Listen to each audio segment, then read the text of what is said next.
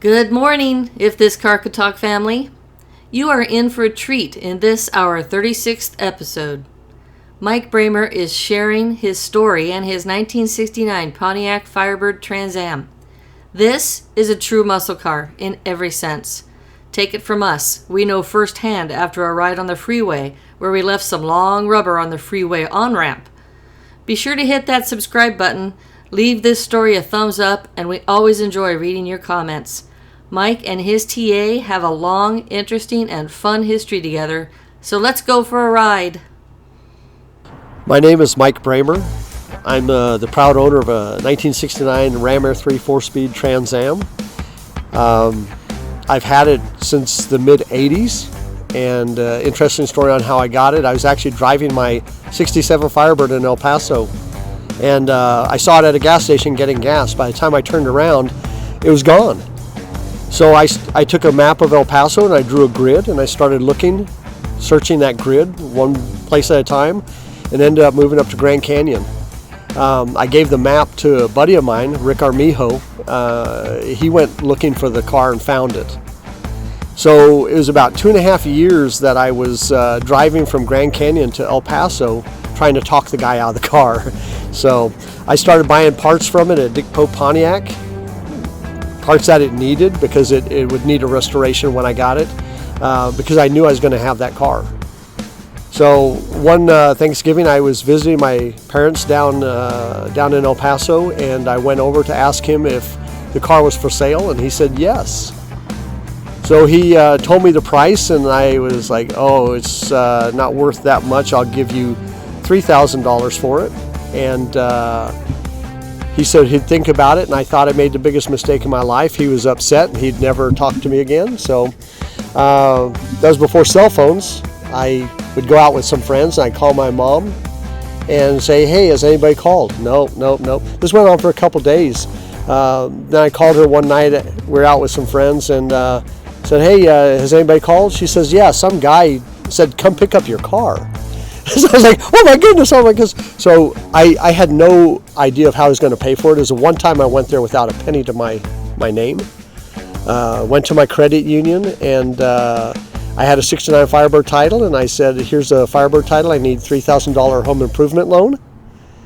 And they laughed about it and said, well, we know your car's worth that, but the age of the car, we can only give you $1,500 on that title.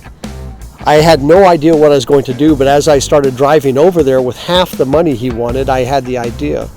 So I pulled up and I gave him the $1,500, and I said, now give me the title to the Firebird, and I will go over there and I will get you other $1,500 and bring it back, and then you can give me the car.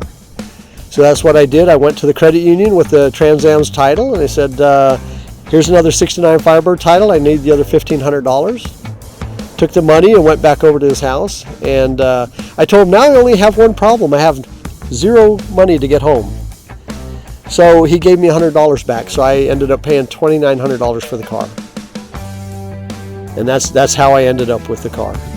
The condition it was in, somebody had put a rag on the hood, and it had brake fluid on it, so it kind of messed up the right on top of the stripe, so it needed to be redone. One of the chrome pieces around the headlight was missing, but the car was all numbers matching still. The paint needed to redo. The interior was actually so dirty it looked brown, but it's actually a parchment interior, which were very few of them made with a parchment interior. So the original interior is still in, except for the carpet. I've gone through 3 sets of carpet in the car because I drive it all the time. It's too much fun to put up. Plans for the car, I'm going to keep it, pass it down to my children as long as they, are decent, Don't want to give it to somebody that's not going to take care of it. I've had people pull up next to me in traffic asking me if the car's for sale, and I say no, and they say every car's for sale. I'll give you $70,000 for it right now. I said, you're not anywhere in the ballpark. And they said, well, that's market value on this car right now. I said, yeah, but you didn't understand the first thing I said. It's not for sale. So this car will never be for sale. So any of you people out there decide you want to come up and offer, it's still not for sale. Yeah, I was driving up at Grand Canyon, and the snow was out. And please don't hate on me for driving a car in the winter. They use cinders up at Grand Canyon. They did not use salt. So all it would do is maybe chip the paint a little bit, but it wouldn't eat the car up. I was driving along over by Moki Lodge, and a deer ran out in front of me, and I hit the deer. And it actually cracked one of the headlight surrounds, the driver's side, and that was back in 1987. And I decided to keep it like that, just as a memory. I mean, it's a battle scar. So when I redo it this time, I'll probably put another one on. I've actually had an NOS one that I got back in 1987, just sitting, and maybe one day I'll put that on and make it look good again. Yes, I do plan on restoring the car again. I restored it when I first got it. I drove it for about a week, and I said, okay, it's time, and I pulled the car completely apart, repainted it and everything. So the first time the car was in a show was in 1987. It was in Las Vegas, and I drove it there. I've driven the car all the way up to San Jose from Grand Canyon for a car show, all the way down Pacific Coast Highway to LA.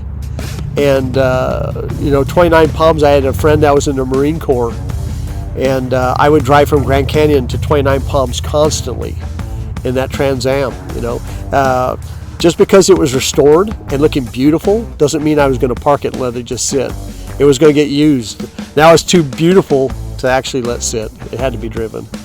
What I love about the car, oh man, the list is long. First of all, it's a 4-speed. And it's a Pontiac. Looking over the hood of the Trans Am, I can't explain. You would have to sit down in the car and look over that hood and see exactly what I fell in love with. It's just an amazing look. I let everybody that comes up, if they want to sit in the car, I let them sit in the car and look over the hood. Look at it. The everything's so sculpted. The quarter marker lights are a little Firebird emblem that lights up. How cool is that? Everything about that car, somebody actually said, hey, let's turn this into a styling cube. It's not some rectangular, boring thing on this car. Every little place you turn is just very well thought out. The engine is a Ram Air 3. It was rated at 335 horsepower, but the same engine in the GTO is rated at 366. And it was done that way because of the weight. At that time, they had 1 horsepower for every 10 pounds of weight. So they had to claim that. And they actually put a throttle stop on the secondaries on that carburetor. And if you knew what you were doing, 5 minutes after you drove off the dealership lot, you'd bend that tang and you'd have the full horsepower. The funny thing is, I think 366 might have been a little bit underrated with the GTO as well. The engine has been rebuilt. I rebuilt it back in 1987. Nothing fancy. It's got a Ram Air 4 cam. It's going through the factory exhaust manifolds and everything. Even has the cast pistons in it, but it runs good. In the way I drive this car all the time, I decided instead of having the 4-speed in there, it's time to put that in a box and pack it away. And I've got a Richmond 5-speed in there now with 241 gears in the rear end. So with that in mind, it gets decent mileage out on the highway, and it barely idles along at 70 miles an hour. The Richmond 5-speed has low 1st through 4th, and then 5th is 1-to-1. So I've got a 241 gear set in the back. So a lot of people were thinking it wouldn't accelerate that well with the 241s, but the Richmond 5-speed has a very low gear set in it, so that's what made that car accelerate like what you've seen in the video.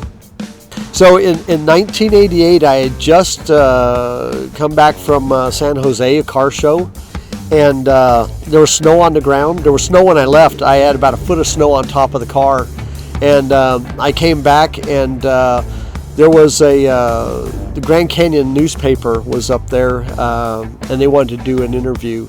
So I actually was in the Grand Canyon news on the front page with my Trans Am with the 2 trophies that it won up there in San Jose. So that was kind of neat.